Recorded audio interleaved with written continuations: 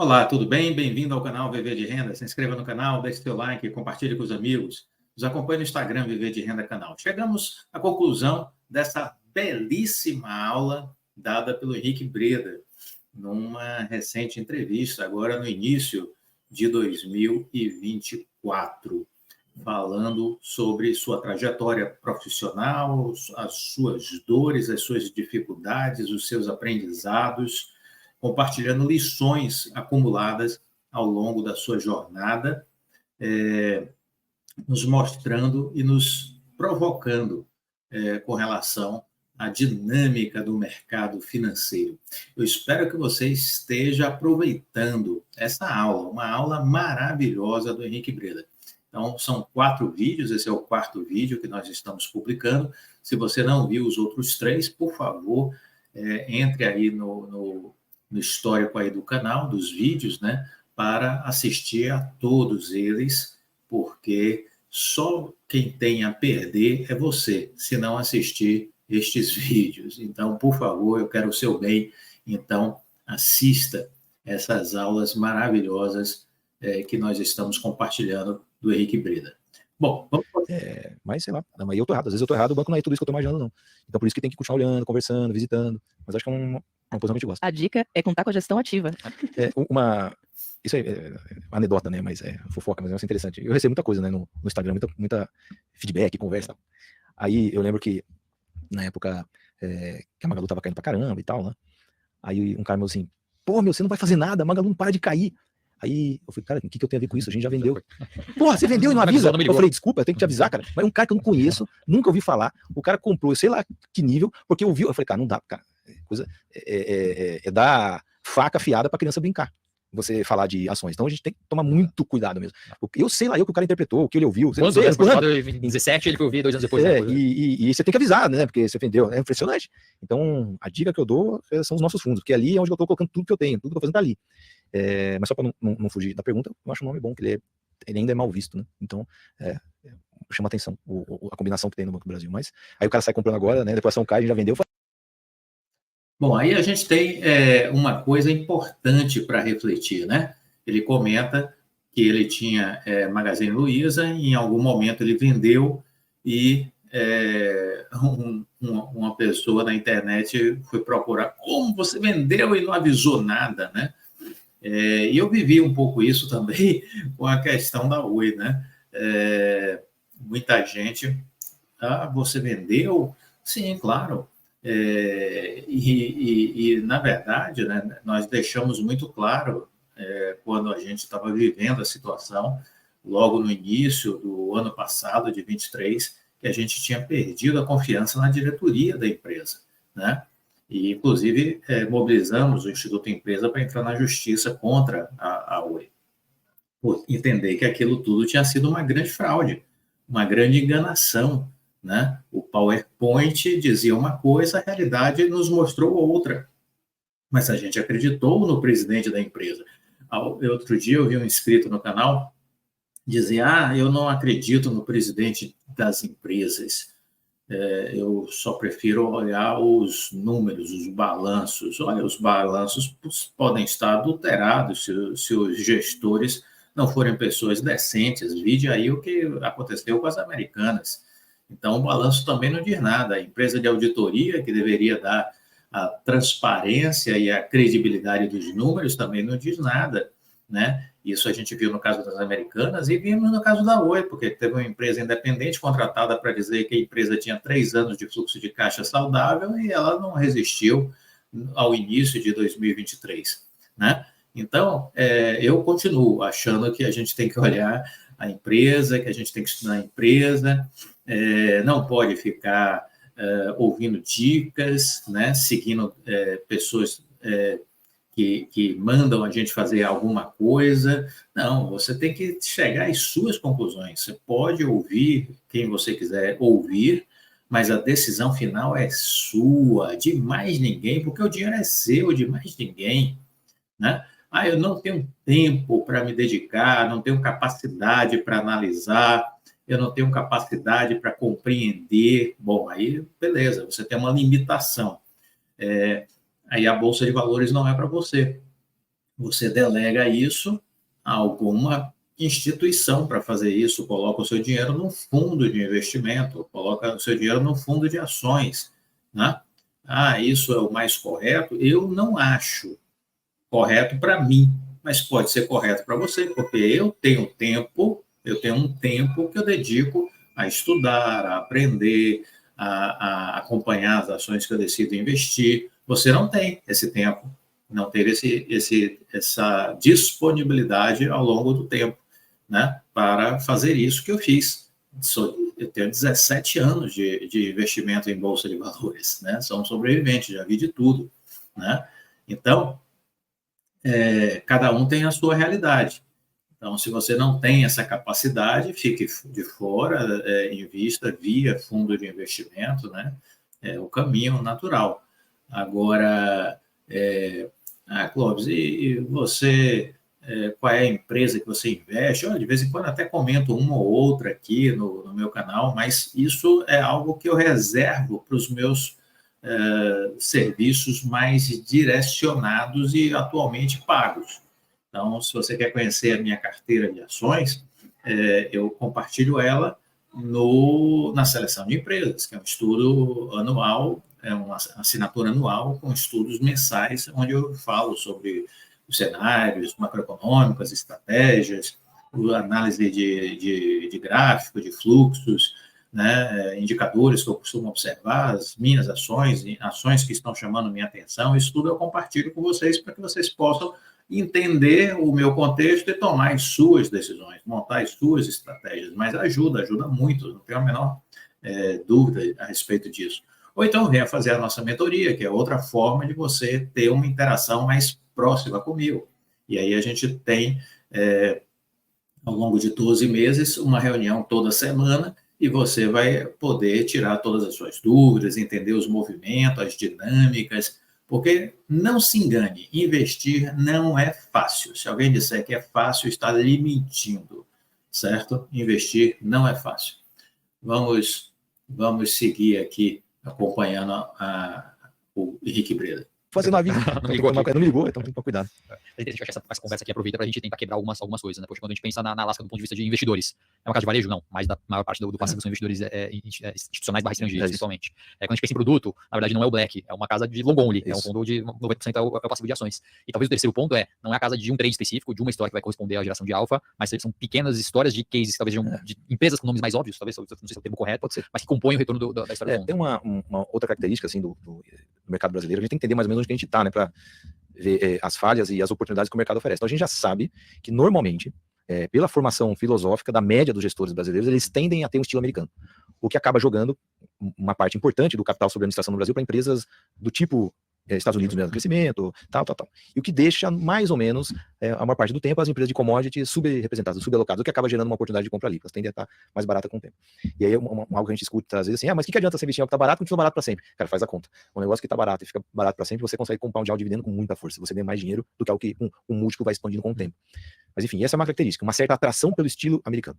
Tem outra coisa muito interessante no Brasil. O Brasil tem muito fundo e muita gestora para alocação. Isso. Cara, isso é impressionante. Em algum momento de 2019, se eu não me engano, o Brasil chegou a ter mais assets que os Estados Unidos. Ainda tem? Ainda tem. De ações tem mais assets comprando ações do que ações listadas na bolsa. Agora eu vou falar um negócio que é muito interessante, que já reparei, você vai... Acho que vocês vão concordar comigo. Imagina o seguinte, você tem uma carteira de ações, né? Você tem lá um fundo, você faz a gestão e você tem que interagir com as pessoas, conversar, falar sobre os cases que você tem, as pessoas perguntam e tal.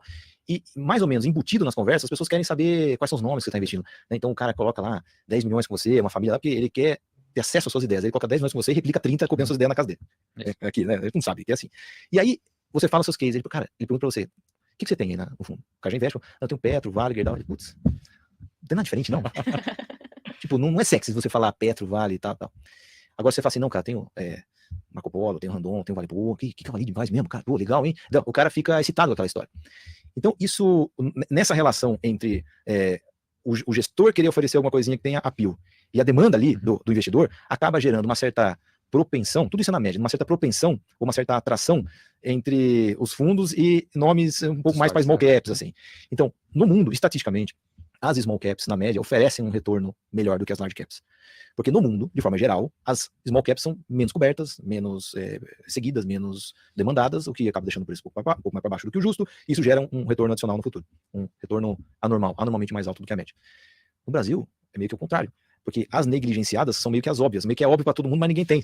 Então você vê as grandes, não gera assunto. Cara, tô estudando Gerdau, putz. Aí você fala, não, tô estudando, eu vou falar, não vou queimar o nome da empresa, mas tô estudando a empresa tal, acabou de listar, mas o que essa empresa faz? Não. Então gera um frenesi. Então as small caps no Brasil, elas são duplamente perigosas. Não quer dizer que não tem oportunidade, a gente já investiu e tem small caps, mas elas são duplamente perigosas.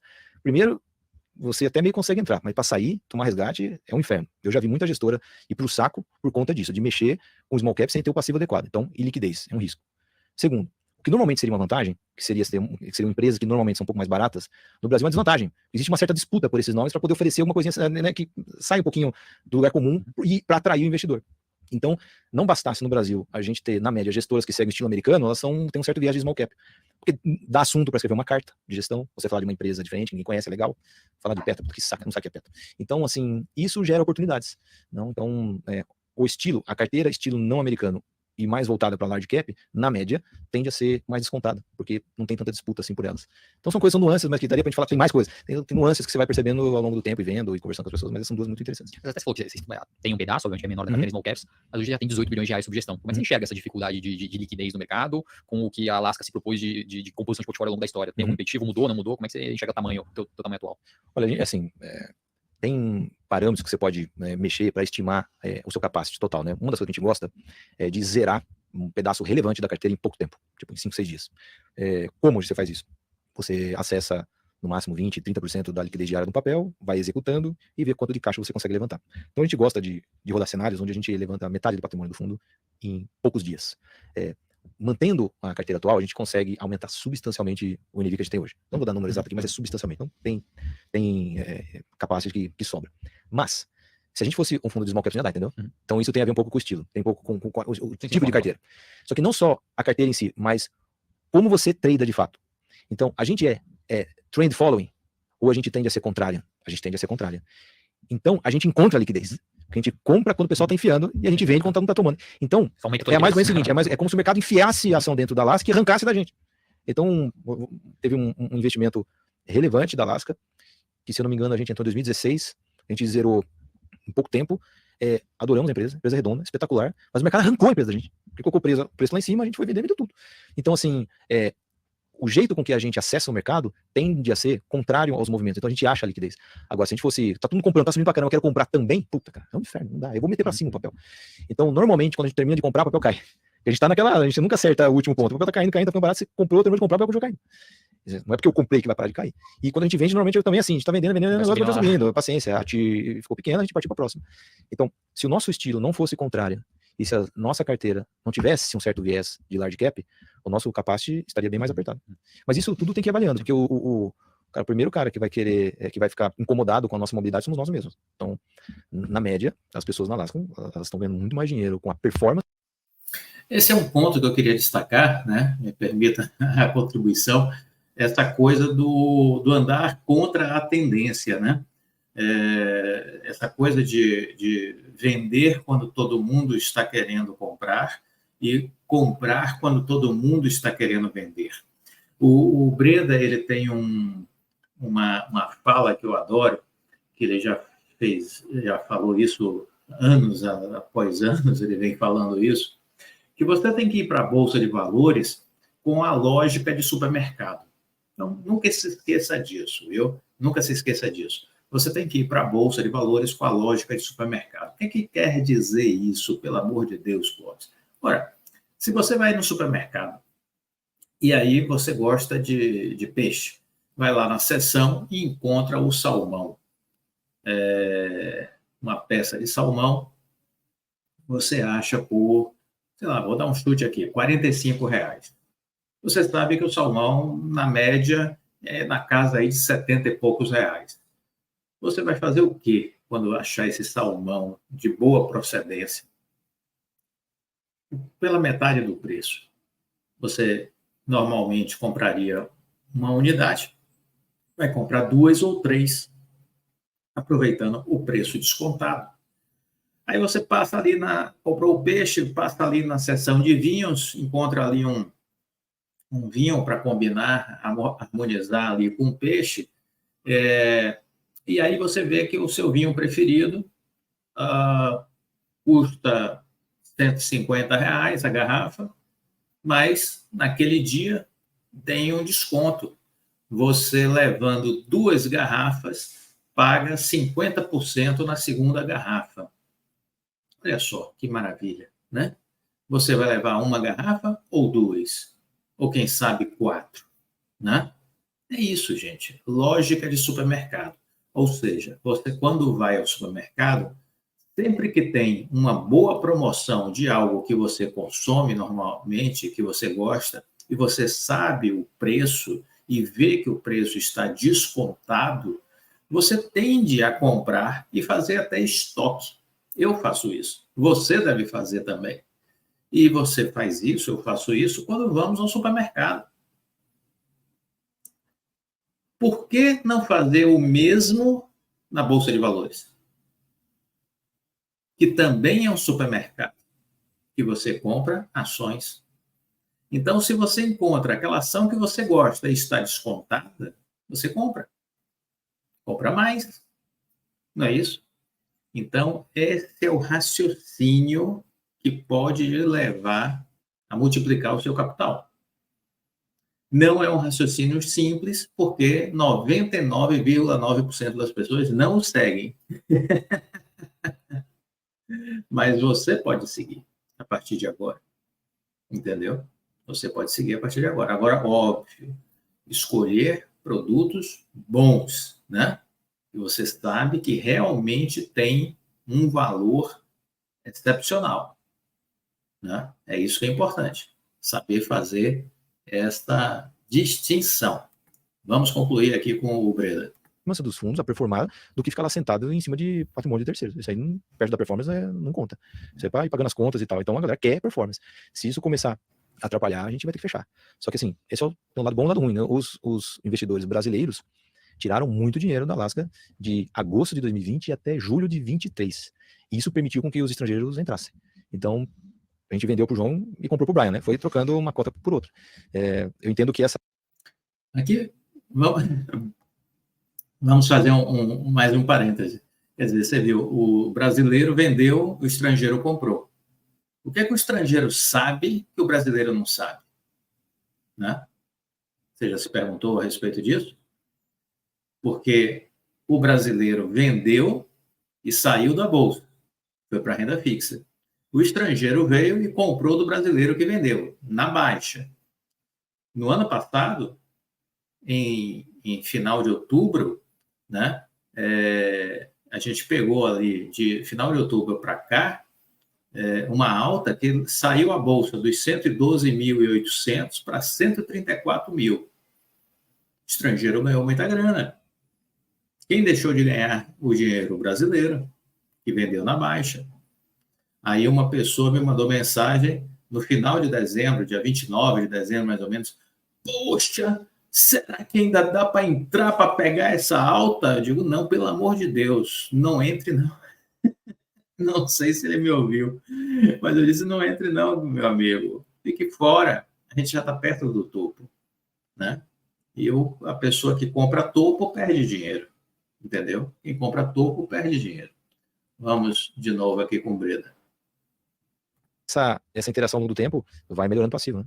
Então, o cara que saiu sai falando mal, o cara que vem falando bem. Então, ao longo do tempo, isso aí vai solidificando e vai criando uma base mais perene. Então, às vezes, mesmo uma gestora com 10 bi e com estilo de gestão, e outra gestora também com 10 bi e também com o mesmo estilo de gestão, esse 10 bi é melhor que esse.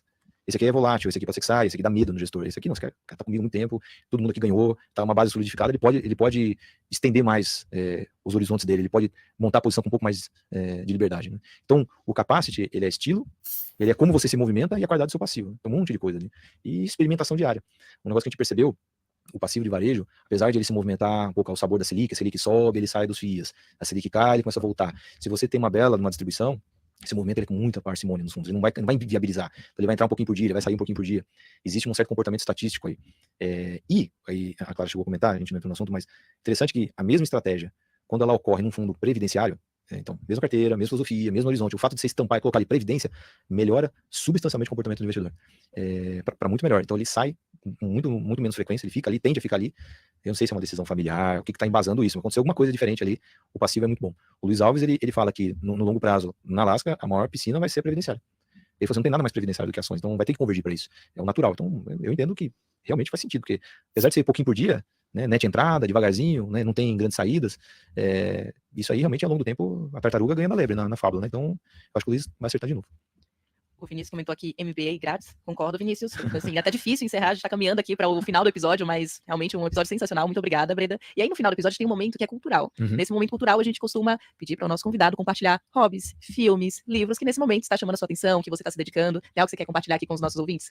Eu acho que é um negócio que é interessante, que a gente é brasileiro, investimos aqui, respiramos aqui, a gente tem que entender muito do que é o Brasil.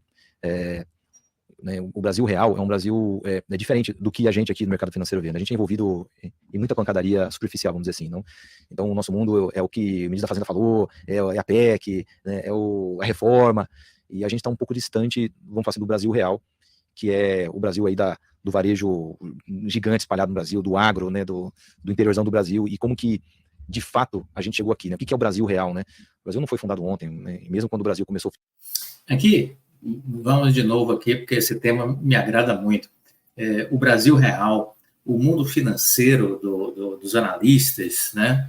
Essa turma da Faria Lima, né? O Breda sempre diz que vive numa bolha, né? Essa turma que faz o Boletim Focus, que pautou aí o Campos Neto a segurar ao máximo o corte de juros aqui no Brasil, que devia ter acontecido em maio. Ele postergou isso ao máximo, prejudicou a economia brasileira. Eu falei isso várias vezes nos meus vídeos aqui no ano passado. Postergou demais uma decisão, que era para ter acontecido em maio. Ele deveria ter ouvido o Brasil real.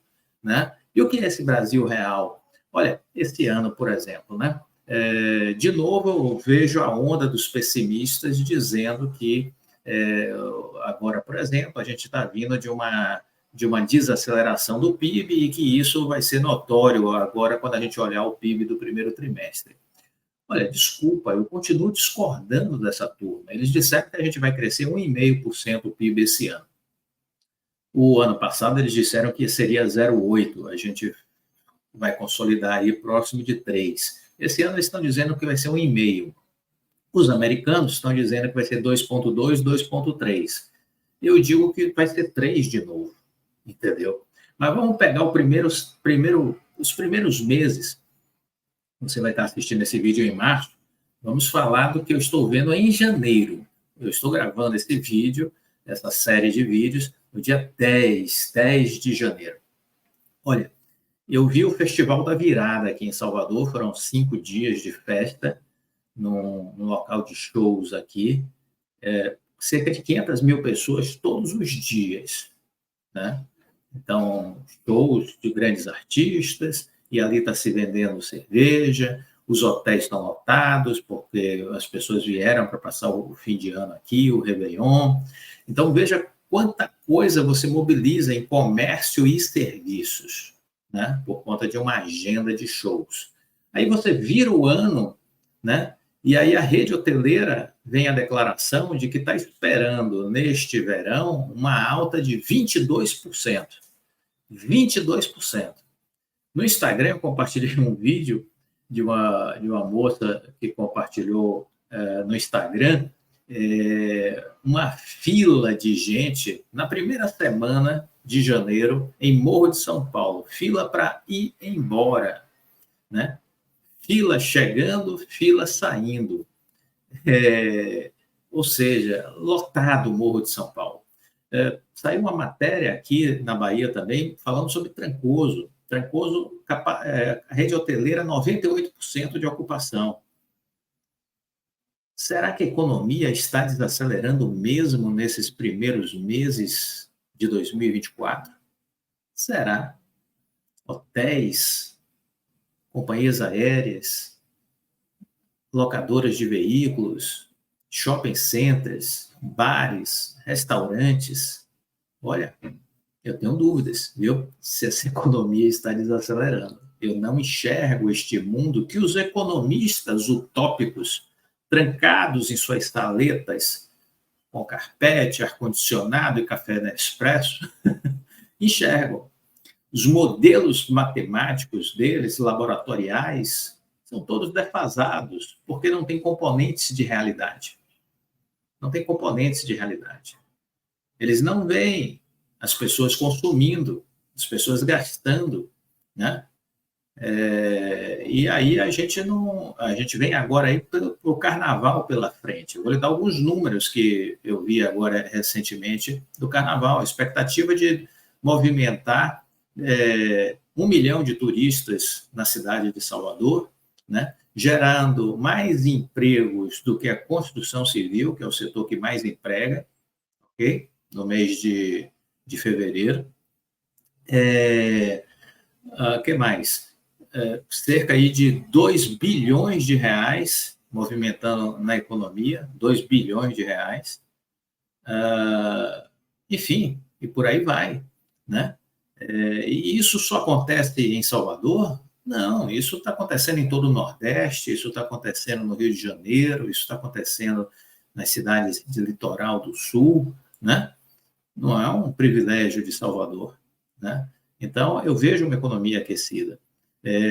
Até a questão do agro, muita gente negativa, dizendo, por conta das questões climáticas, olha, mas as questões climáticas chegaram para todos. Nós vamos ter problema de safra aqui, lá fora também vai, né? Lembram do azeite? Eu já fiz um vídeo falando sobre o azeite. O que aconteceu com o azeite, né? A produção lá na Espanha e na Itália, que são os maiores produtores, foi prejudicada, sobretudo na Espanha, que é o maior produtor mundial de azeite. Foi prejudicada pelas questões de incêndios, né? Muito bem. E o que foi que aconteceu com o azeite? Quase que dobrou de preço. Quase que dobrou de preço. Você deve ter visto isso aí no seu supermercado da sua cidade, né? Então, eu acho que o agro vai se ajustar, pode cair a quantidade produzida, mas talvez alguns produtos que foram prejudicados, o preço suba, que é lei de mercado, né? Vai faltar, não vai ter para todo mundo. Então, vai faltar. Se falta, se a demanda é maior do que a oferta, sobe o preço, né? A gente vai ver isso. Então, isso meio que traz as questões para um equilíbrio, né? Bom, para não me alongar muito, vamos finalizar aqui. Me desculpe. Oficialmente em 1500, o Brasil pegou logo de cara um Portugal que já era já muito robusto, muito ganhador no que ele fazia. A gente herdou isso, a gente não criou, né? Veio com tudo para cá. E Portugal também não veio do nada, né? Portugal é uma herança ali romana, então o Brasil ele é velho, né? E eu acho que um livro que tem gente que gosta muito desse livro, tem gente que tem dificuldade para ler. Para mim foi um livro que eu devorei, porque eu tava com uma ânsia para entender, e aquele livro me deu muita coisa para entender o Brasil. E ajuda muito o investidor, para não cair nas armadilhas que a gente vê por aí. O Brasil vai virar Venezuela, mentira. O Brasil vai virar Suíça, mentira também. Brasil é Brasil. E um livro que ajuda muito a entender isso é Os Donos do Poder, do Raimundo Faoro. É espetacular o livro. E ali você vai conseguir entender, de fato, o que é o Brasil, de um jeito onde você não vai odiar o Brasil, você também não vai admirar pra cacete o que é o Brasil, você vai entender o que é o Brasil real e vai trabalhar com isso. Então, a dica é Os Donos do Poder, do Raimundo Faoro. Um complemento, que depois eu encaixando uma coisa que eu achei muito bom, eu tinha lido faz uns 2 anos, mais ou menos, Guerra e Paz, do Tolstói, né? É um livraço, né? Muito bom. Mas no finalzinho dele, ele tem um tratado sobre o poder. Ele vai lá, ele termina o romance, e ele explica um pouco, baseado no que aconteceu ali com Alessandro I da Rússia e o que aconteceu com Napoleão, ele faz um tratado sobre o que é o poder e a relação do homem em busca desse poder e a história se desenvolvendo. Então a dica que eu deixo para as pessoas é: combinem Raimundo Faoro, Os Donos do Poder, com a parte final de Guerra e Paz. Vocês vão entender um pouco melhor aí do que a gente está passando no Brasil e vai ficar em paz com isso. Você vai ficar em paz. É isso aí. Então dá pra dizer que a filosofia de investimentos do Alasca tá menos na filosofia americana e muito mais os livros de história para entender a história. Não, a nossa. Então, mas é o seguinte: se o Warren Buffett fosse brasileiro, ele ia adorar a Vale a Petro. Sensacional. Muito bem. Se o Warren Buffett fosse brasileiro, adoraria Vale e Petro. A propósito, mineração, ele não tem nenhuma, que eu saiba, assim, mineradora na carteira, assim, de forma expressiva. Mas petróleo, sim. O Warren Buffett é muito comprador de petróleo, viu? É muito comprador de petróleo, o Warren Buffett. Então, de fato, eu acho que ele estaria, sim, investindo em alguma coisa que tivesse negociando petróleo aqui no Brasil, talvez Petrobras, eu prefiro ficar com a Prio.